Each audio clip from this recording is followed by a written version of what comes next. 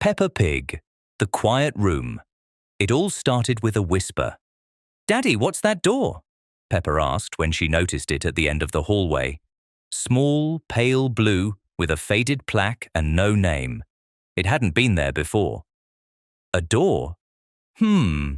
Daddy Pig scratched his head. Probably a closet. I never noticed it. But the door wouldn't open. No handle, no lock. Just a faint draft seeping from underneath.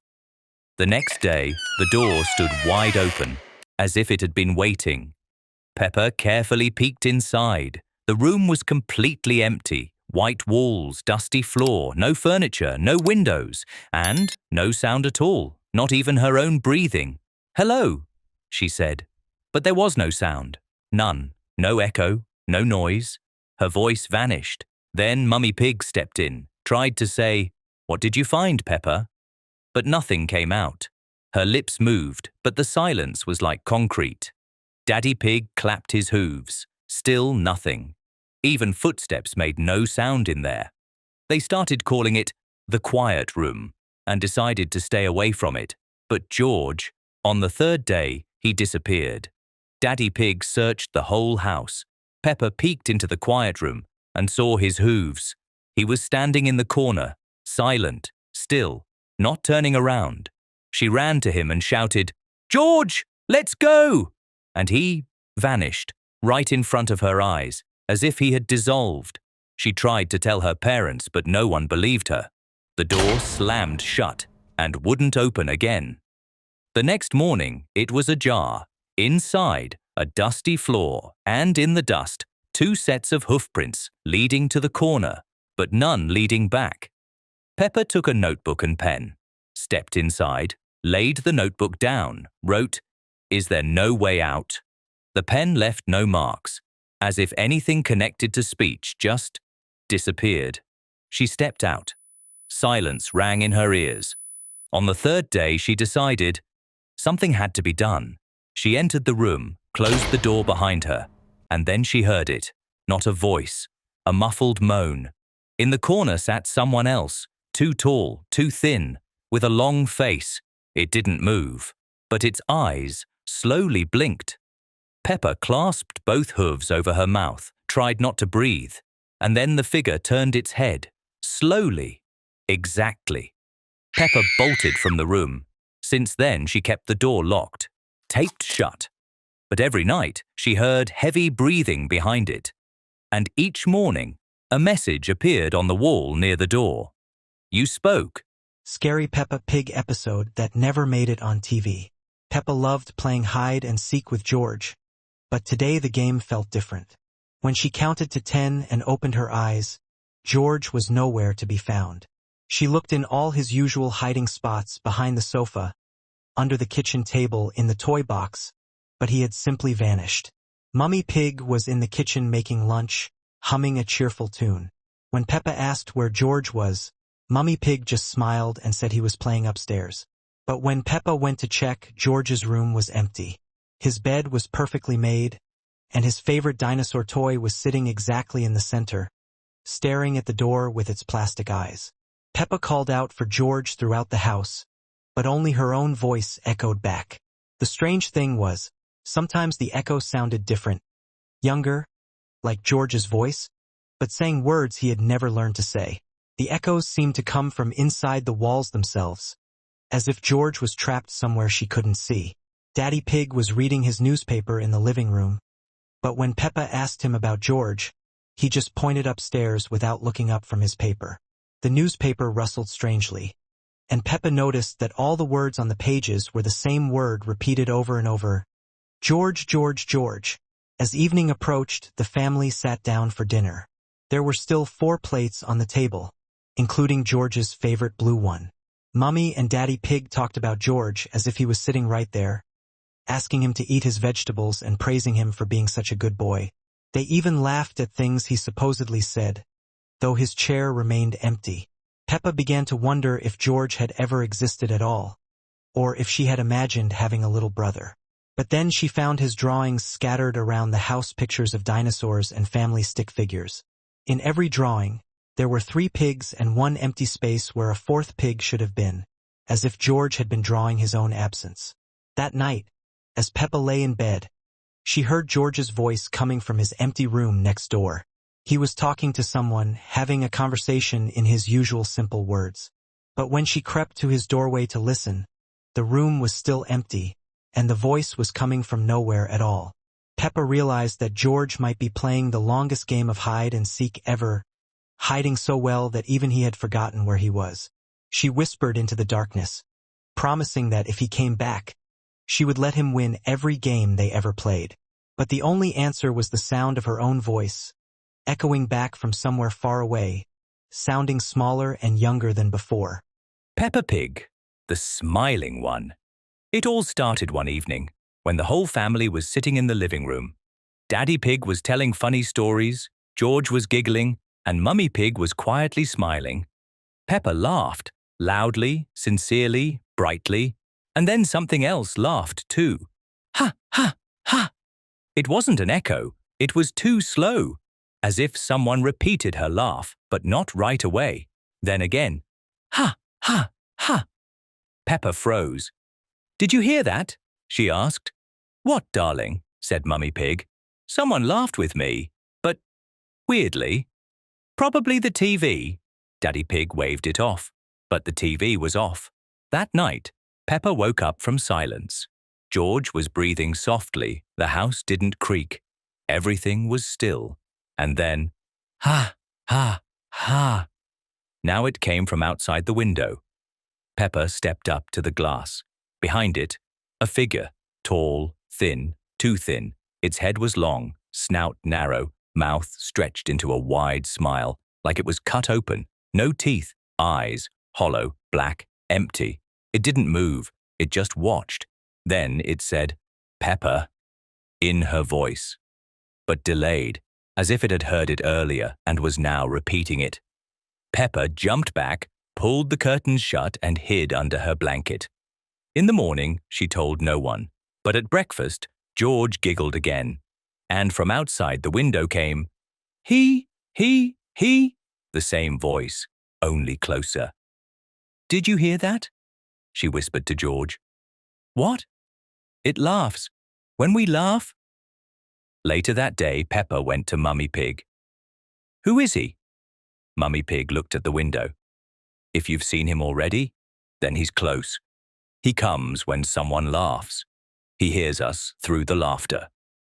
"What does he want?" Mummy didn't answer. That night, Peppa woke up again. Everything was quiet, but on the window, a message, from the inside, as if drawn by a foggy hoof. "I like how you laugh." Below it, scratches, 5 long ones. The family photo on the wall had changed. Everyone smiled. But Peppa, her smile was different, a little wider, too symmetrical, and her eyes seemed hollow. In the evening, she heard him again, first at the window, then in the hallway, then right outside her bedroom door. He was repeating her words. "Don't look, don't look." But she hadn't said that out loud, only thought it. In the mirror, he was there, standing behind her, smiling, long, without eyes, only a mouth. When Peppa turned, no one. "I am you," he whispered, just with the smile turned inside out. Since then, Peppa doesn't laugh, and she doesn't let George laugh either, because with every laugh, he gets closer, and one day, he'll smile with her face. Peppa Pig, the box of drawings. It started on a quiet morning. Peppa woke up to a rustling sound. George was dragging something along the floor. In the hallway, she saw him carrying a cardboard box. Old, dusty, no writing on it. It looked like something forgotten in a basement. "Where did you get that?" Peppa asked. George didn't answer. He just smiled. He placed the box on the floor and opened it. Inside were drawings, dozens, some on torn scraps of paper, others fresh and colorful, all drawn by a child's hoof. "Did you draw these?" George stayed silent. The first drawing was simple. Peppa standing in the kitchen, a broken cup on the floor, Daddy with a broom, Mummy holding a rag. A few hours later, it happened, exactly like in the drawing, down to the smallest detail. Peppa dropped a cup. Shards scattered. Daddy sighed. Mummy got the rag. Just a coincidence, Mummy said. But George pulled out the next drawing. It showed their garden, a ball stuck in the tree, Daddy holding a ladder, Peppa reaching up. The next day the ball really did get stuck in the same place, exactly like the drawing. Peppa started going through the drawings. The further she went, the darker they became. The colors, duller. The figures, twisted. One showed Peppa's room at night. At the window, a silhouette. Faceless. Peppa shoved it to the bottom of the box. But that night she woke up, went to the window. For a moment, she thought someone had just stepped out of view. Another drawing, the bathroom, the mirror, Peppa's reflection smiling, even though she wasn't. Another one, George sleeping, and beside his bed stood a second George, identical, but with red crayon eyes. Peppa hid the box in the closet, but George found it again. He said, "I have to keep watching."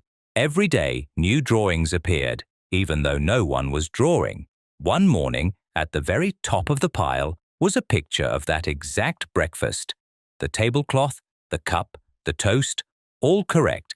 At the edge, a drop. Peppa thought it was paint, but it was tea. Then came a drawing of the living room. Daddy asleep in his chair, and behind him, someone reaching toward his shoulder. That evening, Daddy flinched. He said, "I thought someone touched me." But the room was empty. At last, Peppa found the final drawing. It was black and white. It showed herself, standing alone in an empty room. No windows, no toys. Her face, blank. Arms limp at her sides, and behind her, the box, and written in neat handwriting, "Now you're inside." That night, Peppa woke up. The room felt unusually dark, too quiet. On the floor, the box, empty. All the drawings were gone. Only one remained. It lay on top. It showed Mummy, Daddy, and George sitting at the table, smiling, laughing. But Peppa wasn't there, and at the bottom, written carefully, "They don't remember you anymore." Peppa Pig Tap Tap Tap. It started with a faint sound. One night, Peppa woke up to a soft tap tap tap. She sat up on her pillow, listened. Silence. Wind outside, rustling trees. Nothing strange. But as soon as she lay back down, tap tap tap. 3 short knocks, steady, as if someone tapped on the window. "Probably my imagination," she whispered to herself. She forgot about it the next morning. The day went on as usual. George played, the parents laughed, everything felt calm. But at night, it happened again. Tap, tap, tap. Exactly at 2:13 a.m. On the third night, Peppa couldn't resist. She walked to the window and peered into the darkness. Nothing. No one. Just the garden, swallowed in fog.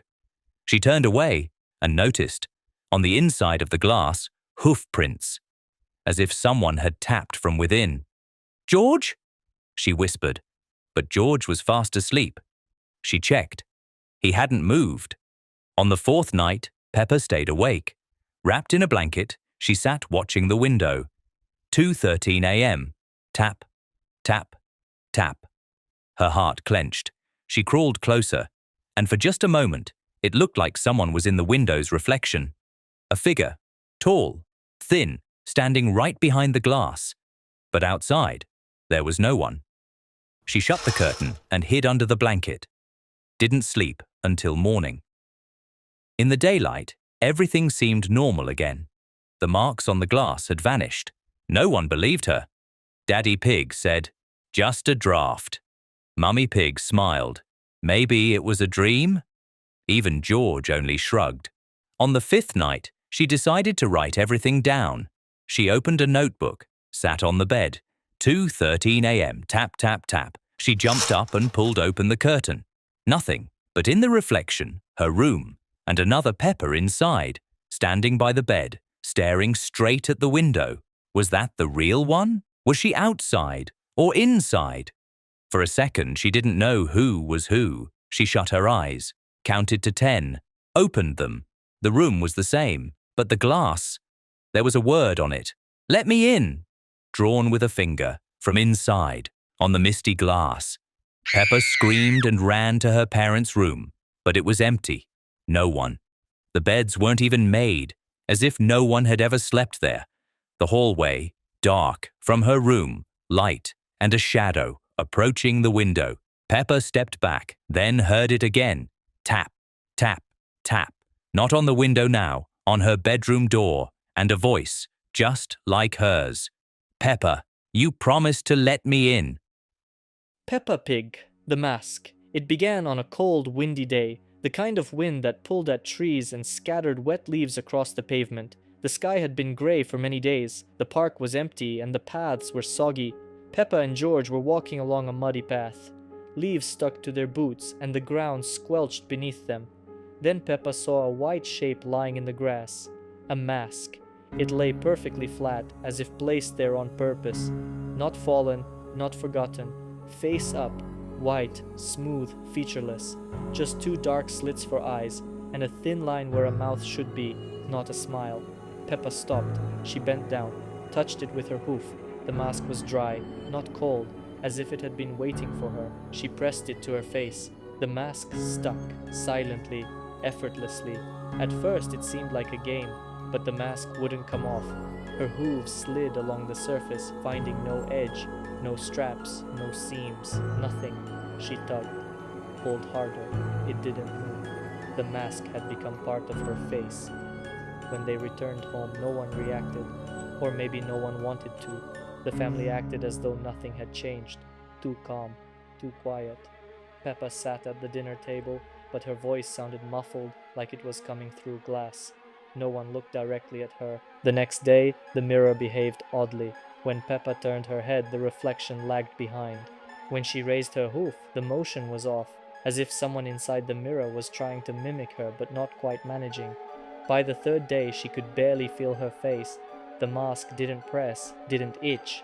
It simply was. Still, silent. She tried to remember her old appearance, but the image blurred, like looking through foggy water. Her toys felt unfamiliar. The room looked wrong. Even her favorite blanket smelled different. Her clothes didn't fit right. Everything rubbed, tugged, shifted. She no longer felt at home in her own home. Time passed strangely, day after day, but it meant nothing. The house grew quieter, as if it were absorbing sound. Mummy and Daddy rarely spoke. They were present but distant and fading. Peppa began to hear whispering, not from outside, from within. A whisper without breath, without tone, repeating again and again, "You are the mask. You are me. You were." On the fourth day, the photographs changed. Faces faded. First George, then Daddy, then Peppa herself. The places where eyes and smiles used to be became pale, empty spots. Sometimes the mask itself changed, subtly, narrower, smoother, as if it was adjusting. Each time she looked in the mirror, she saw something unfamiliar, something staring back at her from the shadows, always silent. On the fifth day, the room had changed. No windows, walls blank like paper. The air was heavy, like she'd slept for too long. She woke up and didn't recognize anything. Nothing felt familiar, no toys, no books, no sound. In the middle of the floor lay the mask, dry, clean, and no longer on her. She couldn't remember who she was, didn't know why she stood up, didn't feel her own face. In the mirror across the room stood something that resembled Peppa, but the eyes were hollow, and inside them, silence. Peppa was gone. Only the shell remained, only the mask remained, waiting for a new face, a new game. Since then, some days, along the damp paths near the park, the mask can be seen again, lying neatly, dry, clean, and if anyone picks it up, they may hear a soft whisper from within, "I was